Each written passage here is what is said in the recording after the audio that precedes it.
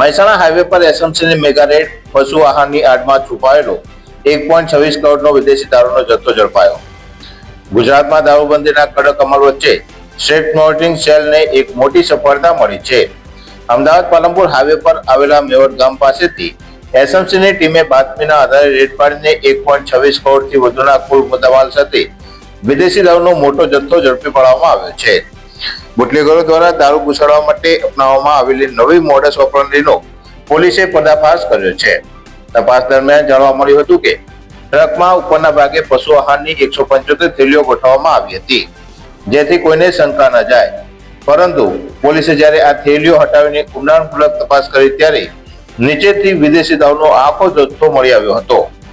એસએમસીની ટીમે તપાસ દરમિયાન ટ્રકમાંથી વિદેશી દારૂની નાની મોટી કુલ 850 પેટીઓ જપ્ત કરી છે, જેમાં અંદાજે 22,773 નંગ બોટલો ભરેલી હતી. જપ્ત કરાયેલા આ વિદેશી દારૂની કુલ કિંમત 1,10,00,000થી વધુનો મુદ્દા દારૂ મળી આવ્યો હતો. પોલીસે આ દારૂના જંગી જથ્થા સાથે હેરફેર માટે ઉપયોગમાં લેવાયેલું ટ્રક અને અન્ય સામગ્રી મળીને કુલ 1.26 કરોડનો મુદ્દામાલ કબજે કર્યો છે.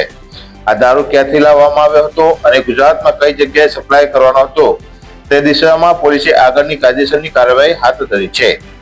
હાઈવે પરથી થયેલી આ આકસ્મિક રેડથી સ્થાનિક બુટલેગરોમાં ફફડાટ વ્યાપી ગયો છે અને મહેસાણા તાલુકા પોલીસ મથકે ફરિયાદ નોંધાવી કાયદેસરની કાર્યવાહી હાથ ધરવામાં આવી છે.